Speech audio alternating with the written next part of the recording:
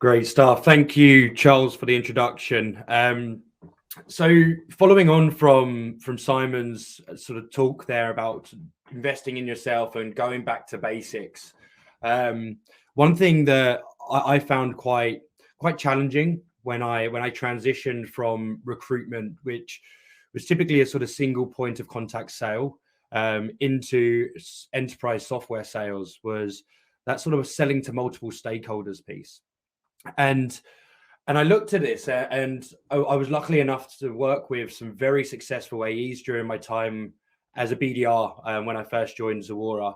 And one thing that they did really well, and one thing that really stuck with me was very much just stripping it back and looking at the sort of simple tasks. So what I mean by that is every conversation will typically start off with a single point of contact. However, at Zuora and what we do at Mirakl is we sell to multiple stakeholders. So how do you go about navigating within that account? What tools, what assets do you have to your for you to use that you can utilize so that you can understand who the right point of contacts are within different teams, and how do you go about leveraging that? So the first thing I like to do when I talk about selling to multiple stakeholders, and it sounds extremely basic, but it's just coming up with an org chart. The reason why I find this sort of really powerful, and it's very rare, being completely honest, it's very rare that you will nail that org chart 100% from the start. So it's actually then working with your potential champion, or at least a coach to begin with at the start, to start mapping out who the other points of contact are within that enterprise account and who else you need to be speaking to. And once you have this basic org chart in place, you can then start to understand, okay, how do we go about selling to these multiple stakeholders? So what I like to do, and it's worked really well for me, and it's enabled me to sell 7-figure deals over the past 4 or 5 years that I've spent in the software space, is use this traffic light system. So green is very much this person is proactively selling Mirakl or whoever I'm working for internally on my behalf. So a true champion in that sense. Yellow, they're not negative. They don't have any negative feedback. They're not a blocker by any stretch of the imagination. They're not the most positive, but they're very much just a neutral perspective on what you're selling. It may be that actually they could potentially be in the same situation with a competitive product. And then also red. So red is very much a blocker. No way are we going to be able to sell to this person and unless we go above them or go around them. So how do you go about navigating that? And I'll come on to that shortly.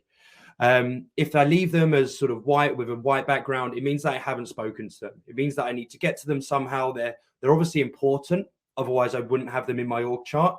And it's someone somewhere. How do I go about connecting to that person? Do I utilize our partner ecosystem? Does my exec have any relationships with their execs? Maybe investor relationships that we have before and we've built out before in the past, or maybe someone's worked at a company that they've worked at before. So it's understanding, first of all, who it is you need to speak to within this account, and then also being able to sort of plan a path to be able to get to them. So now we understand who they are. It's now a case of understanding, okay, how do we sell to each individual stakeholder?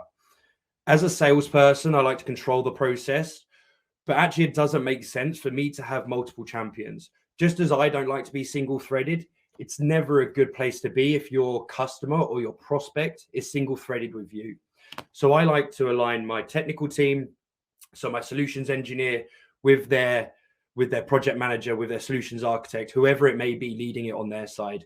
My executive vice president of solutions engineering will be aligned to the CTO. So we have that executive relationship and that executive sponsor on the tech side.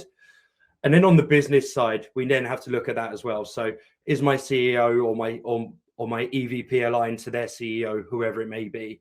Is my RVP aligned to the one above my champion? And really plotting this out so that everyone on my side knows who they need to be speaking to, and everyone on their side also has what I call sort of a Mirakl champion. And this is difficult. This is really tough to do. And if you do it well, you'll be able to prove value. You'll be in the best position you possibly can be to secure that deal.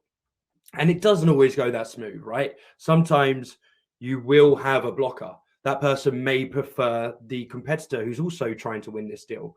Or you may have someone that's actually just worked with another piece of technology, or they've historically built things before in the past. We've always come up against it. A CTO loves building things. How do we get about that?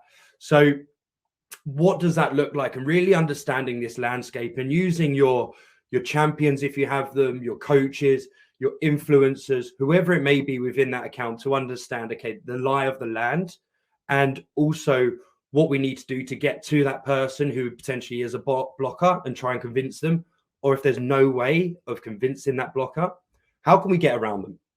So once we're in a position of, okay, we've now matched them up, we know who needs to speak to who from my side to their side, and they're aware of this as well. It's then a case of, okay, constantly mapping out and networking within that account. You very rarely will have multiple champions, but more often than not, I've had multiple coaches within an account. So there's an example that springs to mind recently where I actually had sort of 2 or 3 that didn't necessarily have the influence required to become a champion, but they were able to tell me who I needed to be speaking to, what was going on from a competitive standpoint, who else was speaking to this company, and what they were doing differently, where I'd messed up. They were involved in all of the meetings, just didn't have that political power, the influence, whatever it may be internally to make those decisions. So actually networking outside of the ones that you have already identified is vitally important.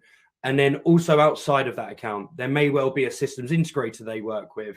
There may well be a consulting company that is actually driving their strategic vision over the next sort of 3 to 5 years.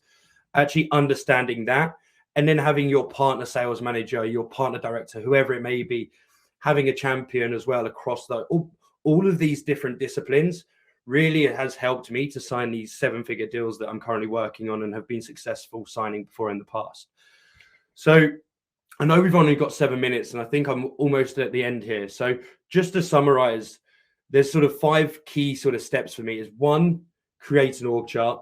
2, a clear traffic light system so you can identify if they're good, bad, or ugly.